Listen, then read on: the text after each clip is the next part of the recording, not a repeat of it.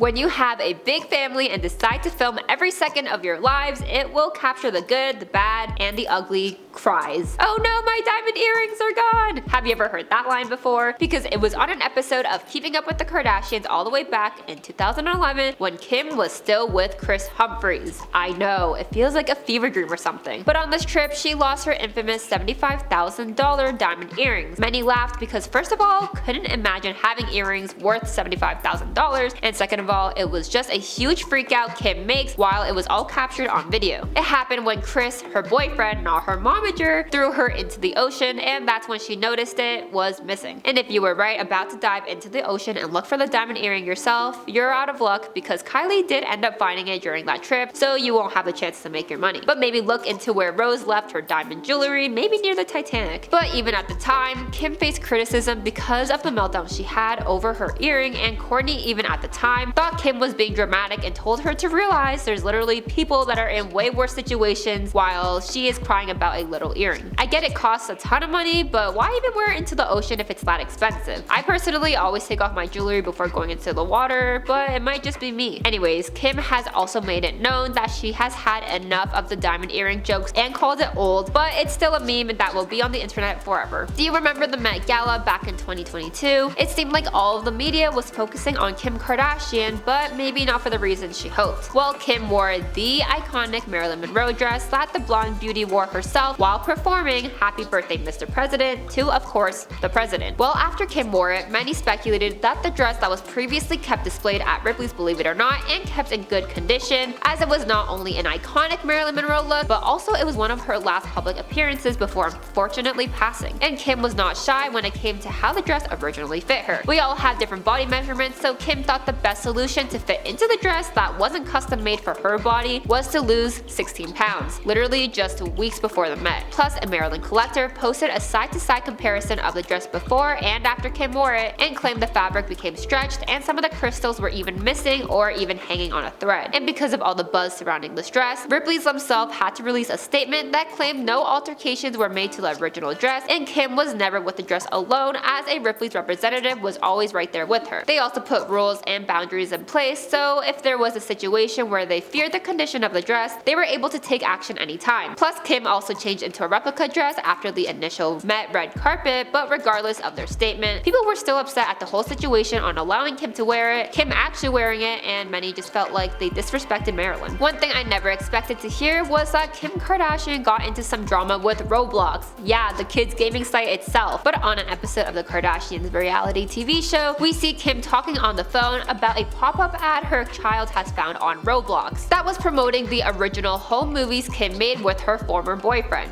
Yeah, that movie. When Kim saw this, she said, "Well, we're suing if they're using my name and picture." She began crying and expressed how her past is embarrassing, and for it to be brought up to her kids around 20 years later while the whole family was there is just devastating. Kim was so worried that she even called Kanye, who she expressed was thankful their son Saint couldn't read yet because of what he saw. And of course, people felt bad for Kim because no one should go through that, but Ray J, who made the home videos with Kim, has claimed that Kim, Kris, and him all knew these videos were gonna leak because that was their plan. But I don't know, there's two sides to every story. Many people would love to collaborate with Kim. As controversial as she may be, it gives their business the opportunity to expand, as Kim does have a huge platform and following. And while she was filming a TikTok with her daughter North, one unwanted collaborator surprisingly joined, and that was a spider. And because it was on TikTok, it was captured for our viewing. Let's take a look. That was not what I was expecting, to be honest. I mean, a huge insect from Australia? Okay, I get it, but that spider wasn't even too big. But also, I definitely would be freaking out too. I'm just pretending I wouldn't. I couldn't help but to notice the spider and how in the new American Horror Story season with Kim has spiders as the spooky element. Maybe she manifested this by accident, I don't know. Kim's experienced many things majority of us can't, either because of the lack of opportunity or simply because of our income differences. So when she traveled to Thailand and was freaking out over a zip line, it made me feel a little more braver than Kim. Just kidding, I know everyone has their fears, and I guess Kim just may be crazy heights, which was enough for her to go down the hard way, which was taking the stairs rather than sliding down. Have you ever been ziplining before? Because there was one time I went, and because you go so fast, especially towards the end, I literally thought I was gonna slam into a tree, but I didn't. Everyone else in her family went down the zipline and had lots of fun, but maybe Kim is still glad she sat this one out. I mean, when you're worth $1 billion, a lot is on the line. The cold never bothered me anyway is something one ice princess once said, and that was Elsa, of course. But Kim isn't Elsa, which made the cold really bother her. Many celebrities such as Drake, David Beckham, and I guess the Kardashians use ice baths as a treatment because it can improve alertness, reduce pain, and reduce inflammation. But when Kim had to go for a little dip, it didn't last too long. Kourtney had a retreat for her brand Poosh where she wanted all things spa-like, and I'm sure they were expecting a sauna and not a tub filled with freezing water and ice cubes. Kim was the first one to leave the ice bath because it was just so cold, and she was brave enough to immediately give it a second go, but it didn't last very long because she got back up and never went back in. Spend a winter outside of Calabasas, Kim, and maybe that'll better prepare you for next time. We all know the Kardashians like to travel, which takes us all the way to Santorini, Greece. And there is when they got one of the craziest spa treatments of their lives. Well, actually, have you seen Kim's vampire facial she gets done? Because I think that's a little crazier than the fish spa she visited. It's basically when they take blood out of your arm, do something scientific about it, and then reapply it to your face. Yeah, sold me there. But the fish spa, there's literally just a ton of little fish that are meant to eat up all the skin in between your toes and all. She begins to freak out as her facial expressions say it all. And I mean, I'm sure I can't handle it any better, but practices such as this one have been becoming more and more banned around the states due to the inability to clean the fish. So yeah, they're eating the skin off of your feet and thousands of others, which will increase health risks. I mean, you don't really know whose mouth these fish have been kissing, so I think I'll stick to my no fish baths. Love them or hate them, you know the Kardashians mean business, as they have millions or even billions of dollars estimated to their net worth. But one time, Kim thought that she would give some business advice, and that got her into a ton of trouble. In fact, she told Variety she had the best advice for women, and that was for them to get up and work. But she did say it in a much more aggressive way. And because when a billionaire who seemingly has no talent tell you to work, it's kind of, I don't know, almost out of touch. It might just be me, but of course people have to work, and there's people that are working 10 times as hard as the Kardashians and maybe get paid the bare minimum, not even enough to survive.